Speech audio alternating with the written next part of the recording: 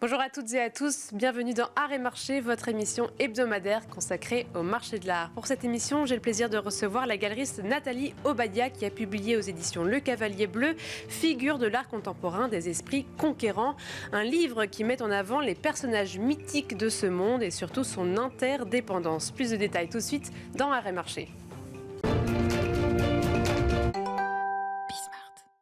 La galeriste Nathalie Obadia vient de publier un nouvel ouvrage avec son analyse pointue du monde de l'art contemporain, Figures de l'art contemporain des esprits conquérants, aux éditions Le Cavalier Bleu. Voilà, sur un monde interconnecté au sein duquel se trouvent 24 figures majeures. Merci beaucoup d'être avec nous.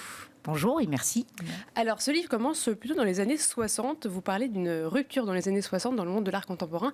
Est-ce que tout d'abord, vous pouvez nous expliquer pourquoi commencer par les années 60 ? Qu'est-ce qui s'est passé dans ces années-là comme changement majeur dans le monde de l'art contemporain ? Alors, je dirais qu'il y a eu un changement majeur visible, très visible, qui s'est concrétisé avec la pratique beaucoup plus généralisée d'art conceptuel, de l'art minimal, c'est-à-dire qu'il y a un éclatement total par rapport à la peinture, par rapport à la sculpture. Bien entendu, on peut revenir à Marcel Duchamp, qui a commencé beaucoup plus tôt en 1917, mais avec évidemment l'urinoir et des œuvres emblématiques. Mais là, il s'agit d'une organisation de cette nouvelle approche plastique, avec notamment des curateurs, l'entrée dans ce monde de l'art contemporain, de nouveaux métiers. On va plus loin que le curateur, que le conservateur qui est chargé de conserver des œuvres classiques dans un musée. Là, il s'agit de jeunes chercheurs ou de conservateurs qui vont vers les avant-gardes pour inventer des nouvelles manières, justement, de montrer un art qui n'est plus simplement une manière d'accrocher un tableau au mur. Et donc, notamment, la grande exposition des attitudes deviennent formes en 1969 au musée de Berne à l'époque, est montée par un conservateur qui deviendra le symbole du grand curateur qui est Harald Zeman, et justement un marqueur très important. Et justement, vous avez choisi 24 figures. Est-ce que vous pouvez nous expliquer comment vous avez choisi ces 24 figures ? Donc effectivement, il y a plusieurs artistes, curateurs et d'autres personnages collectionneurs, marchands d'art, investis galeristes. Dans ce monde de l'art contemporain. Comment est-ce que vous avez choisi ces 24 figures ? Alors, 50 ans après, j'ai voulu faire le portrait de destinées qui ont marqué justement ce monde de l'art contemporain au sens large, économique, culturel, géopolitique, et qui sont restés influents ou qui restent influents. Encore aujourd'hui, malgré leur décès. Malgré leur décès ou le fait qu'ils soient très âgés pour certains. Pour revenir à Harald Zeman, voilà, c'est la figure symbolique du rôle de curateur qui a marqué d'autres personnalités comme Okoye Nwesior, premier afro-descendant à avoir justement été à la tête de grandes expositions, ou de personnalités beaucoup plus jeunes. Pour les artistes, c'est aussi bien Gerhard Richter, le peintre allemand qui aujourd'hui a 90 ans, mais qui, pour des raisons historiques, aussi le fait que justement dans un monde où la peinture était regardée d'une manière plus marginale, lui a réussi à imposer la figure d'un artiste allemand après 1945, avec justement une pratique de la peinture et qui va au-delà. C'est quand on lit ses écrits, quand on le regarde, on voit bien qu'il a une figure presque messianique, on va dire, par rapport à la scène de l'art contemporain. Et aussi pour des collectionneurs, pour parler par exemple de François Pinault, qui justement a réveillé la scène, la visibilité de la France sur la scène de l'art contemporain, en devenant un des acheteurs principaux au niveau mondial de l'art d'avant-garde, et aussi en ouvrant évidemment des fondations ou des collections à Paris et à Venise. Oui, parce que pour les artistes, c'est vrai que les autres, on voit bien comment est-ce qu'ils ont agi. Pour les artistes, c'est vraiment des... Donc vous avez cité Richter, Invader aussi, Jeff Koons, ce sont des artistes qui sont allés au-delà de leur pratique artistique. Pour vous, ce sont des artistes qui ont pu avoir un ruissellement, qui ont pu avoir un impact sur leur monde artistique. Absolument. Je pense que de manière consciente ou pas, mais enfin quand on regarde justement ces personnages, et surtout chez les artistes, ils ont vraiment conscience de leur destinée. Je parle par exemple de Basquiat, qui est mort très très jeune, mais Jean-Michel Basquiat, le temps de sa courte vie, puisqu'il est mort à 27 ou 28 ans exactement, on le regarde pendant les 4-5 ans, a eu vraiment conscience de casser les codes de la peinture américaine, africaine faite par des artistes blancs. Et lui, tout d'un coup, bousculait justement cette scène en devenant le premier artiste noir à rentrer vraiment dans le marché de l'art, avec accompagné de grands marchands puissants comme Michel Berger ou comme Gagosian.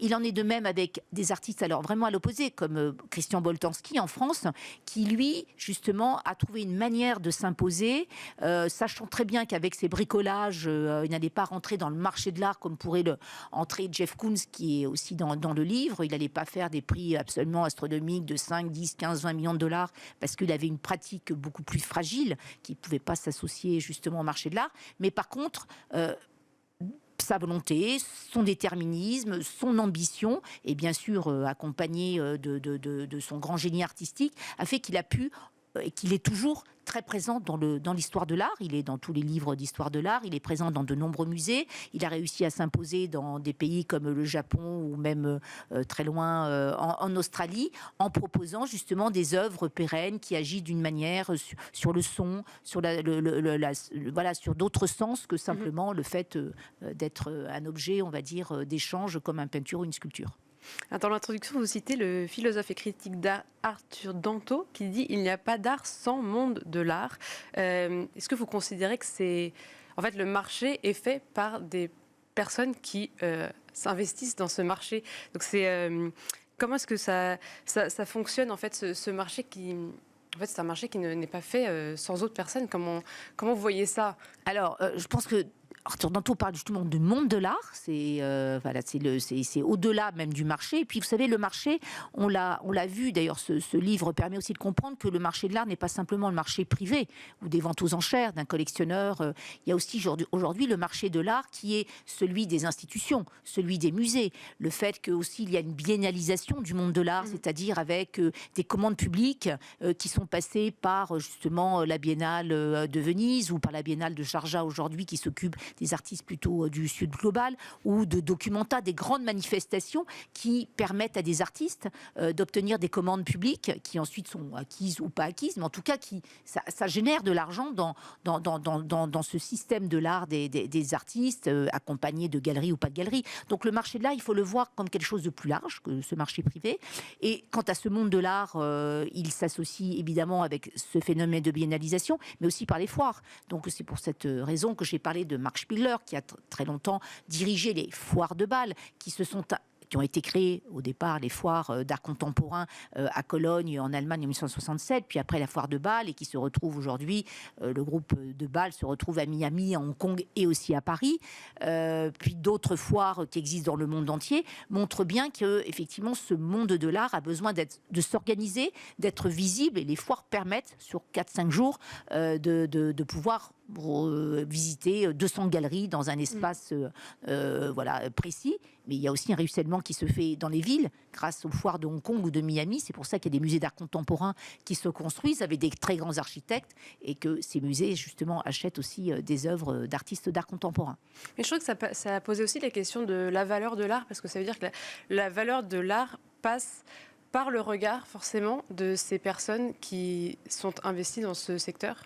Alors, la valeur de l'art, la reconnaissance des artistes par effectivement par ces acteurs qu'on appelle les art makers ou les art players, c'est-à-dire que ce sont des personnes qui donnent des estampilles, on va dire, de validation dans le monde de l'art. Et c'est pour ça que si on revient par exemple à un exemple comme Gerhard Richter, voilà, c'est une personne qui a été accompagnée depuis ses débuts par des personnes extrêmement influentes, que sont les intellectuels, les curateurs, les galeries puissantes qui l'ont exposé, les collectionneurs privés et les fondations, les musées aussi qui l'ont acquis. Donc, si vous voulez, il a tout un système de validation qui fait qu'aujourd'hui, il peut se retrouver au sommet par rapport à d'autres artistes contemporains allemands, et qui n'ont pas bénéficié aussi, parce que l'art, ce qu'ils font est certainement, et c'est sûrement beaucoup moins intéressant. Donc, effectivement, ils vont être moins recherchés, donc moins chers, bien entendu, sur le marché de l'art. Et on voit même que certains artistes, parfois aussi,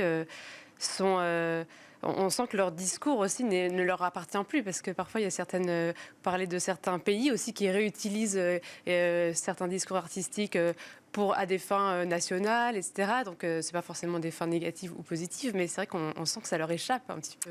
Bien sûr, mais ça existe, je dirais, depuis très très longtemps, bien entendu. Mais pour revenir un peu en arrière, avant justement la fin des années 60, mais en 1964, lorsque Robert Rauschenberg a gagné le Lion d'Or à la Biennale de Venise, c'était la première fois qu'un artiste américain gagnait le Lion d'Or à la Biennale de Venise, qui existait depuis 1895. On était habitué à ce que ce soit plutôt les Français, entre autres. Et c'est vrai que Rauschenberg a laissé dire, c'est-à-dire que on a fait passer Rauschenberg comme un artiste qui répondait à la gloire américaine. Faut se remettre dans les années 60. Voilà, c'était vraiment la grande Amérique. C'est un peu pour ces raisons-là que tout a été fait pour qu'il puisse gagner. D'un autre côté, les tableaux qui étaient présentés étaient plutôt des tableaux au second degré qui mettaient justement en cause la politique des États-Unis, par exemple en Vietnam. Voyez, mais il a laissé dire, c'est-à-dire qu'il n'a jamais dit mais vous n'avez pas bien compris mes tableaux. Oui. C'est au contraire une critique du système américain. Donc il a laissé dire, et voilà. Et donc d'autres exemples effectivement similaires.